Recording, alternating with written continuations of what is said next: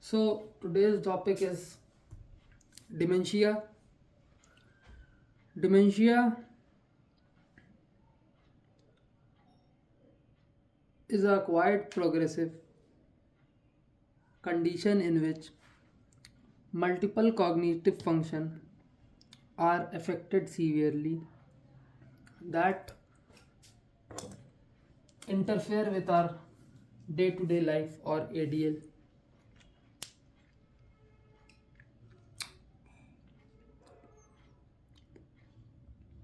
So we are going to talk about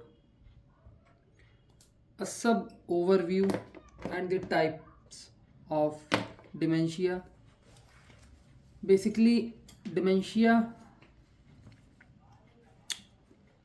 is of three types. The first is cortical dementia.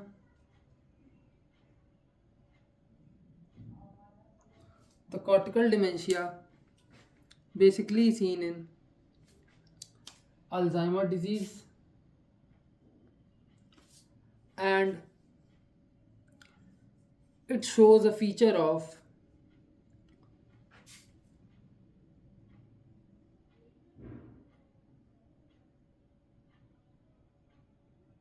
memory, apraxia, and aphasia. So it basically shows some features of that we have already studied in Alzheimer disease.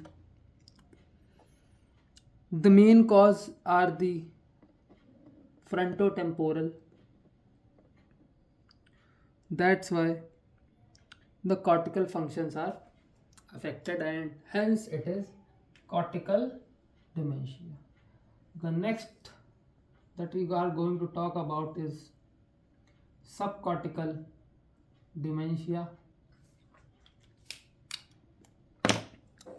It is a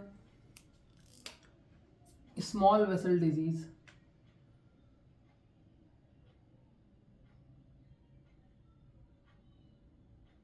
also seen in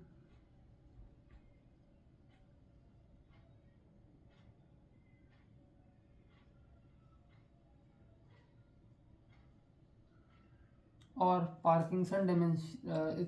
It is also seen in Parkinson patient or the patient having the Parkinson dementia or Huntington's disease.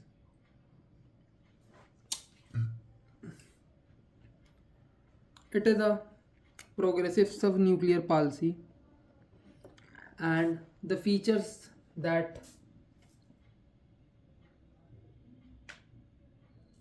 are seen is slowing, mood changes,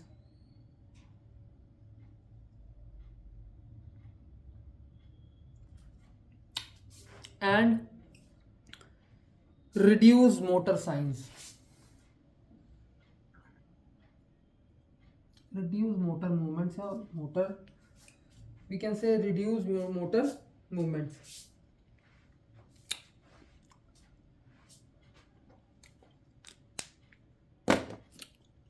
Then we have a mixed one consisting of both cortical and subcortical dementia occur due to a large vessel infarct,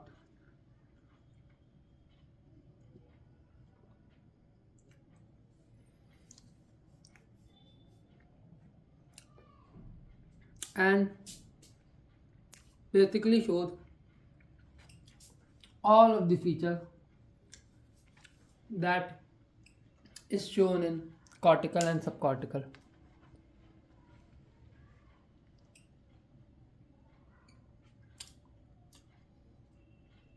So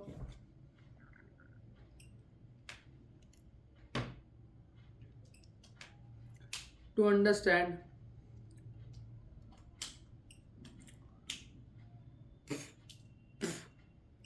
more types, we have to deep dive into the main classification. So the first type that we are going to study is the vascular dementia, and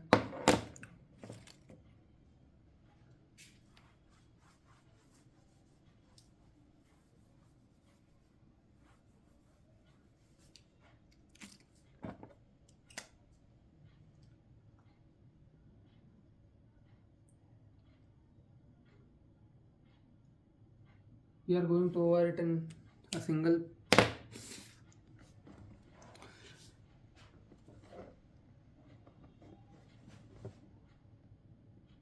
in a single board without rubbing. So vascular dementia is a cognitive impairment caused by cerebrovascular diseases that include stroke, small vessel disease. So the vascular dementia occur due to stroke and other vascular disease. Sometimes also the changes in white matter. So these are the patients in which the vascular dementia can be seen. The classification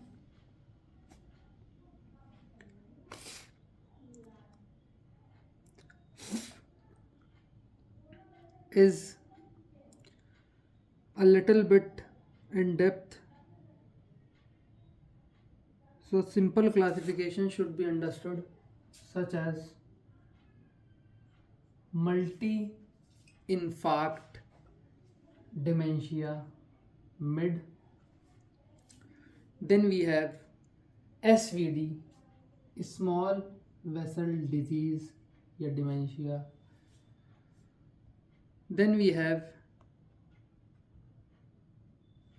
strategic infarct dementia, that SID. And last but not the least, we have HD. We have HD.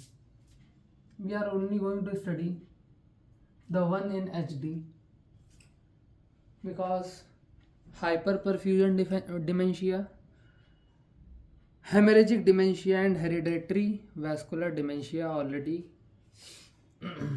come under the abbreviation HD. So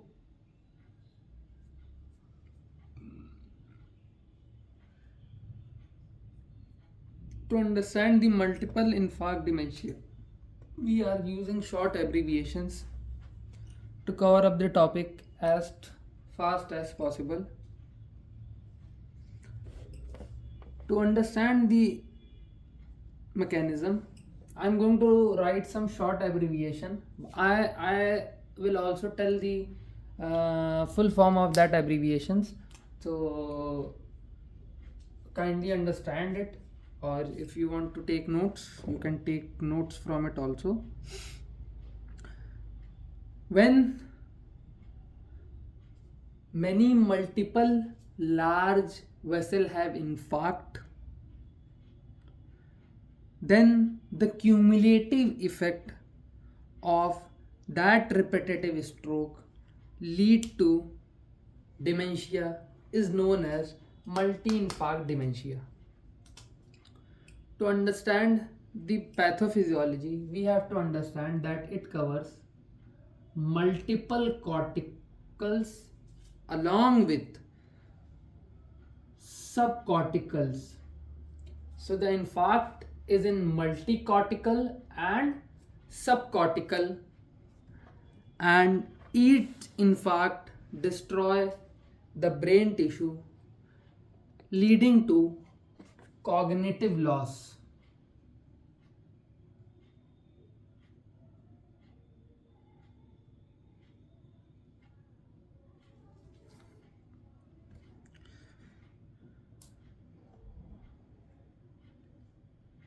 If the patient is said to be in MID, multiple infarct dementia, when the patient have lost around 50 to 100 ml of cortical tissue, then the patient is said to be in MID. The risk factor for the MID is basically the risk factor is hypertension along with smoking, AF, diabetes, hyperlipidemia, and carotid stenosis, carotid disease, cardiac disease. So hypertension, AF, smoking. As for smoking, diabetes, ठीक है, या तो लिख सकते हैं DM, ठीक, along with cardiac disease. The clinical features that a patient shows in the multi-infarct dementia is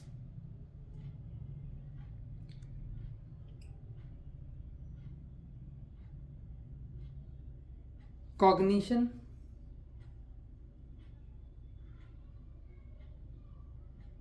wise. Second is motor wise. The third one is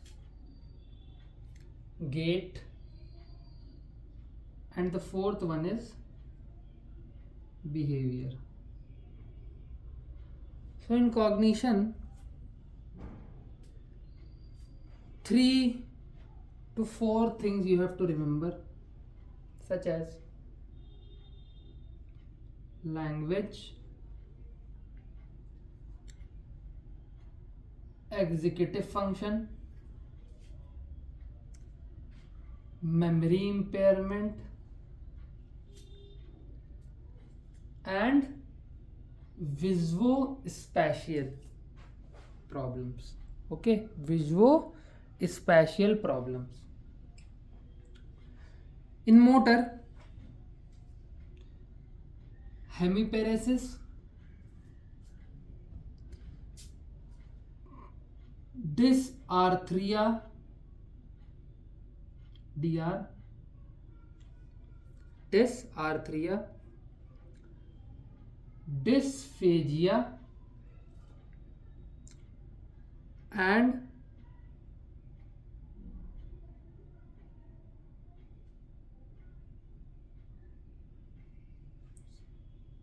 just like it, pseudobulbar is also included in motor, but it will be too complex to understand. The patient shows a HG gait. What is HD? It is hemiparetic gait if patient have hemiplegia, or the Parkinsonism gait in the lower limb if the basal ganglia is involved or the subcortical involvement is seen. So the patient have hemiparetic gait. Along with behavior can be seen depressed and personality change. So this is the MID.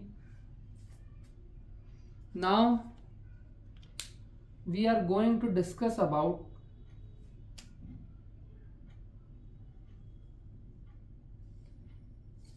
the SVD, which is the small vessel disease or small vessel dementia. It basically occurs in subcortical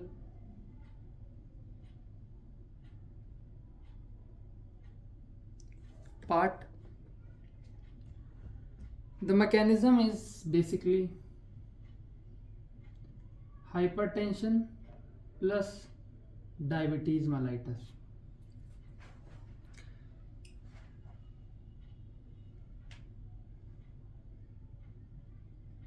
These hypertensive patient along with diabetes,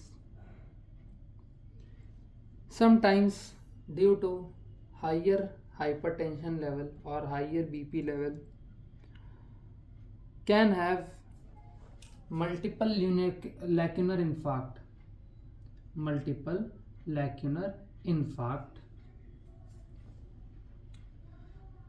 And these multiple lacunar infarct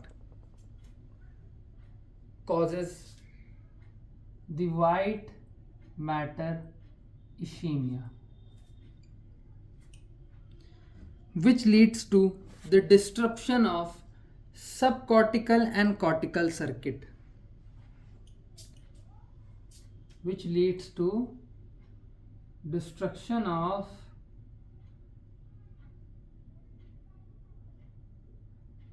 subcortical plus cortical circuit. Got it? So the hypertension and diabetes mellitus causes multiple lacunar infarct, with that causes white matter in ischemia, leading to subcortical and cortical circuits. To disrupt the disruption of subcortical and cortical circuits leads to the small vessel dementia.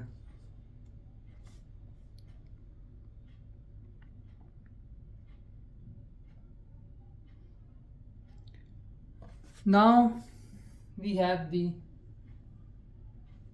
SID, that is strategic infarct dementia.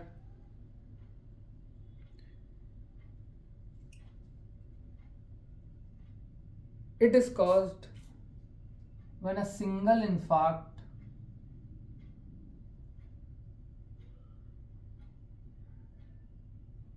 is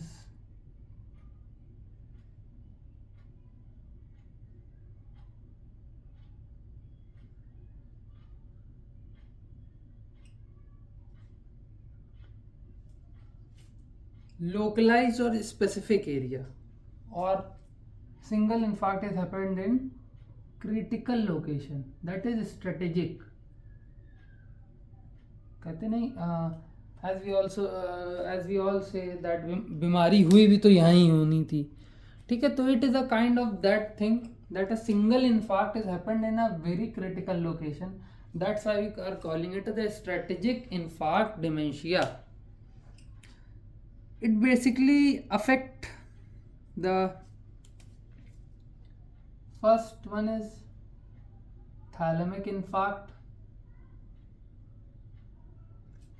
If the thalamus has an infarct, the patient have personality changes,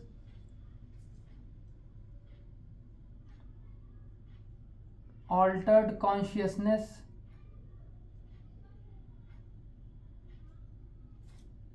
personality changes, altered consciousness, along with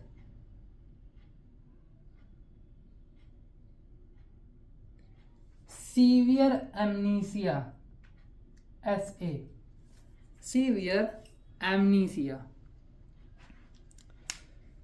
So the vascular dementia have 4 types: the MID, SVD, SID or HD.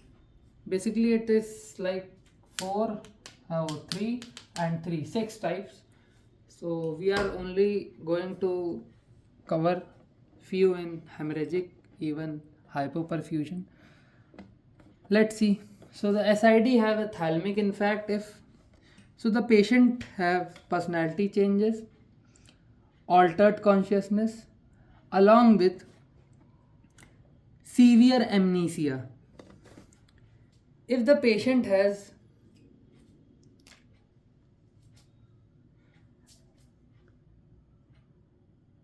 angular gyrus infarct,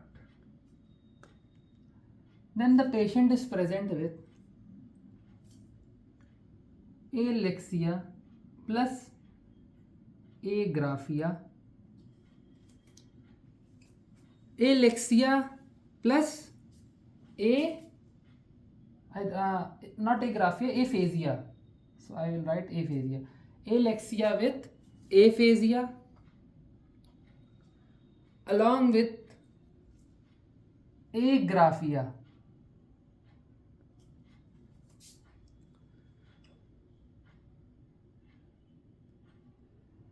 So these two combined, and these one, alexia with aphasia along with agraphia. Then the third is acalculia. We have already discussed acalculia and unable to calculate. So if an angular gyrus infarct is happened, so these three clinical features are seen, while the caudate infarct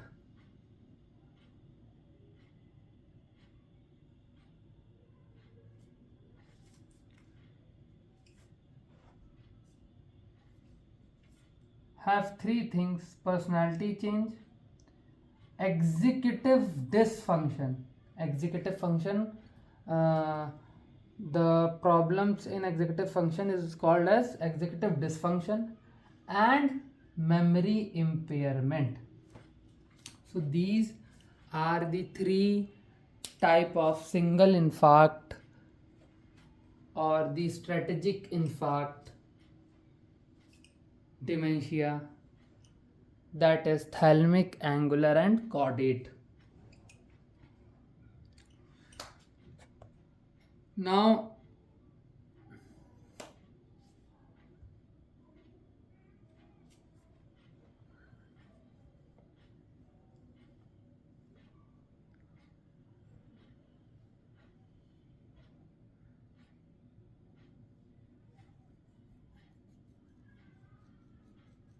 we have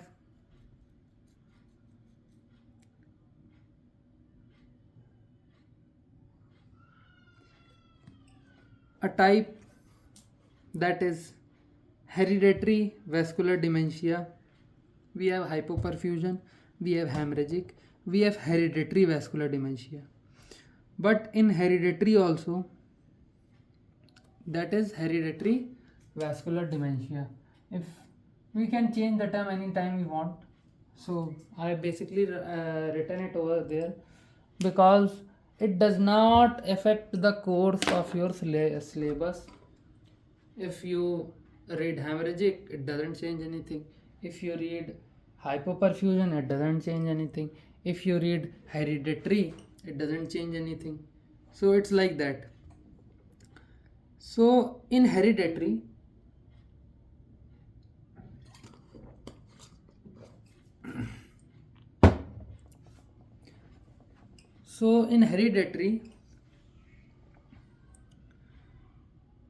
we have basically three types, that is Casadal, Caracil and Melas. So we are all also going to study about the Cadacil, the Cadacil.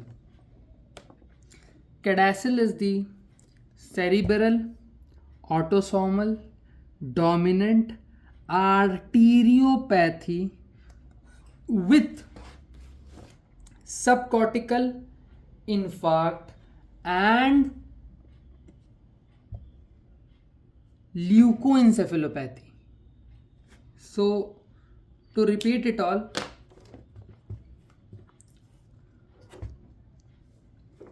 it is a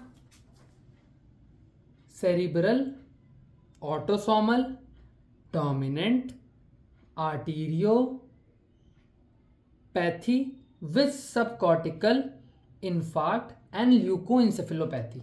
So it's basically like this. Okay, that is Cadacil. The gene mutation or the gene that is responsible for the Cadacil, क्योंकि it is a cerebral autosomal. Autosomal means the hereditary factor or the gene mutation factor is occur at the cerebral level. Okay, the cerebral changes of gene autosomal showing the dominant arteriopathy that causing the subcortical infarct or the leukoencephalopathy. That's the full form. If you are learning it from a full form, you are already decoding all the disease that it contain, or all the full form. If you are decoding all the full form, then you can easily write one page about it. It's not that hard. You just have to learn the gene name. The gene name is notch, NOTCH 3. That is the notch. So notch gene mutation is seen leading to the abnormal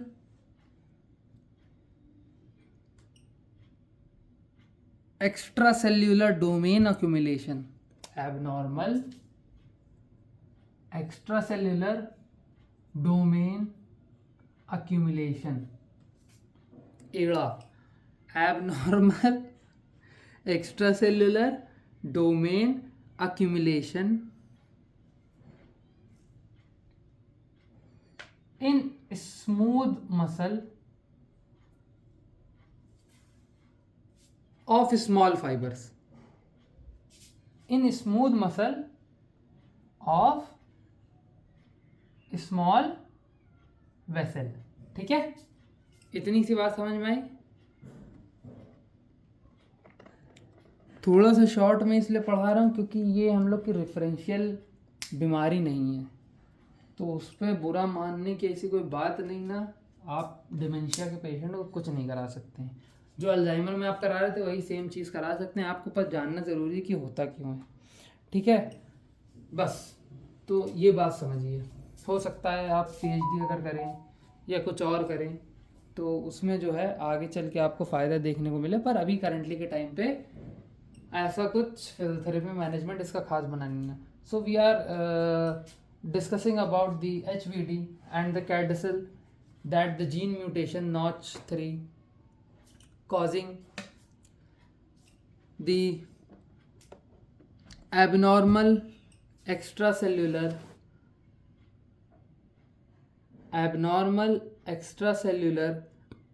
domain accumulation in smooth muscle of smooth vessel.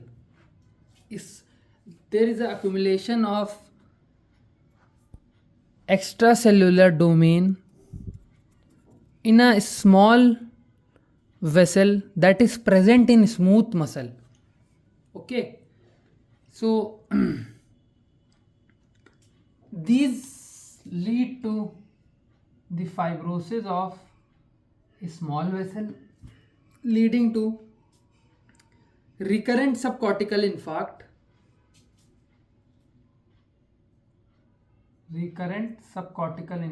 RSI, recurrent subcortical infarct that leads to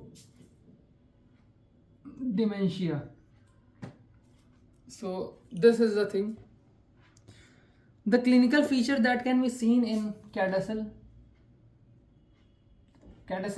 if you have to remember cadasal, it's not that hard. You have to just try 2-3 times. It is a cerebral autosomal dominant arteriopathy. Then S is for हमारा subcortical infarct and leukoencephalopathy. Got it? So cerebral autosomal dominant arteriopathy, then S is for subcortical infarct and leukoencephalopathy. Got it? The clinical feature is migraine with aura,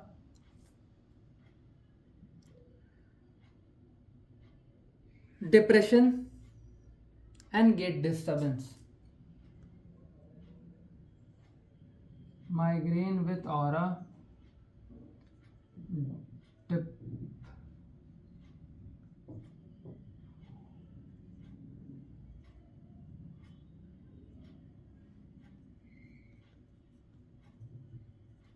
these are only these are not only the symptoms of CADSL. There are also many symptoms such as progressive cognitive decline, no traditional vascular risk factor, psychiatric disturbance, psychosis, recurrent subcortical stroke.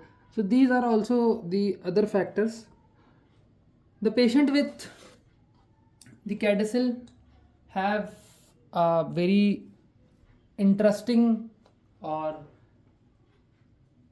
different pattern of getting subcortical strokes. Okay, so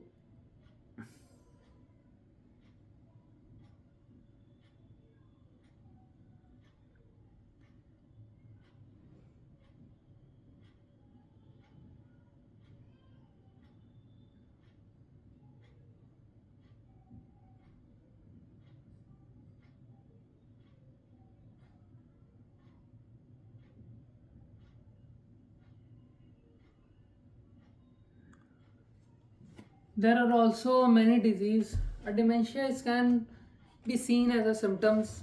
There are also many disease that we can discuss, but it take a lot of time.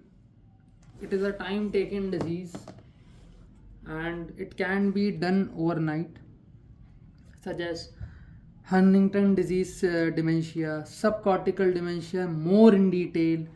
Then after that, PSP, that is progressive subnuclear supranuclear palsy.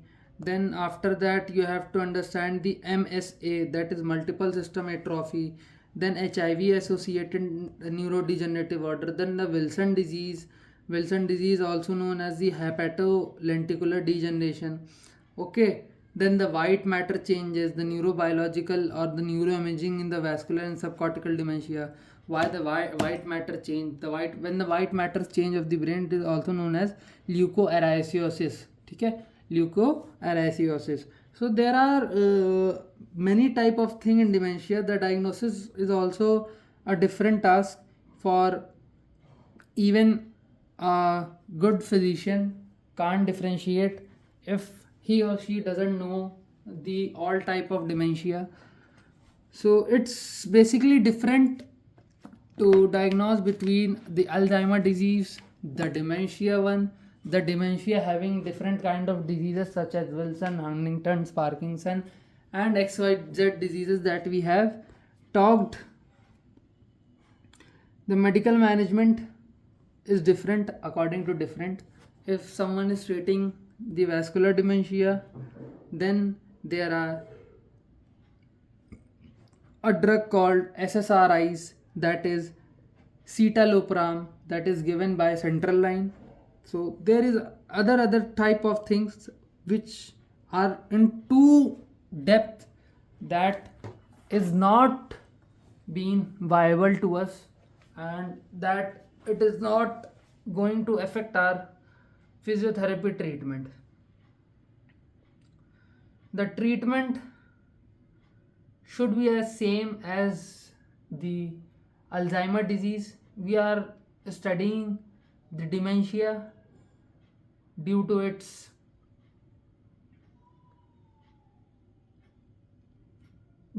coverage in the master's syllabus, and we have read more than enough about the dementia, the types, the risk factors, the clinical features, and that's more than enough for the topic like dementia. Our next topic will be the transient global amnesia with many types of asymptomatic disorder.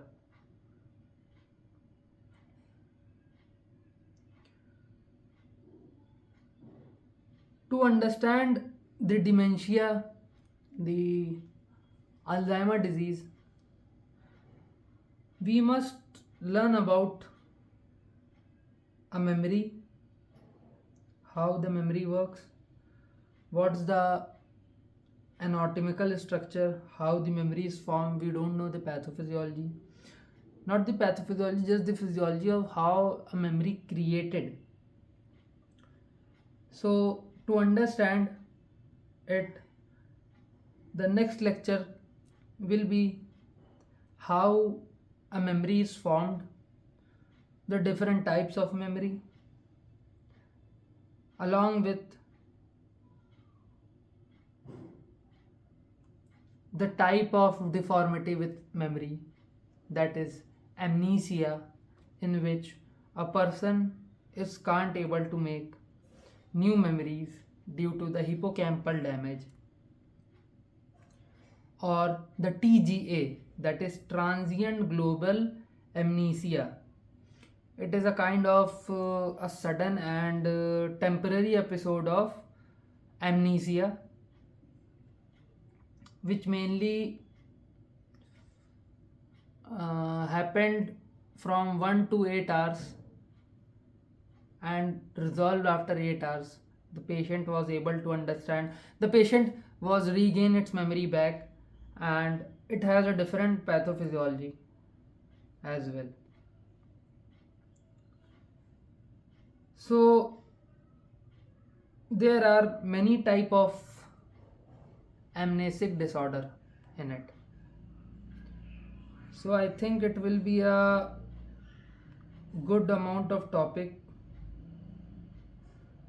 but it does not cover more of a physiotherapy management. As a physiotherapist, you can't do anything except the memory one. So it is a type of a symptomatic disease that we are going to study next. So that's it for the dementia. That is more than enough for a channel that is covering the physiotherapy, especially the neurology specialization. So I think it's more than enough for a dementia topic to cover. We will cover it sometime later if we get time, or we don't have any important topic left further. So the dementia is over, and now we will continue from amnesia. Then after amnesia it will be Parkinson. So thank you.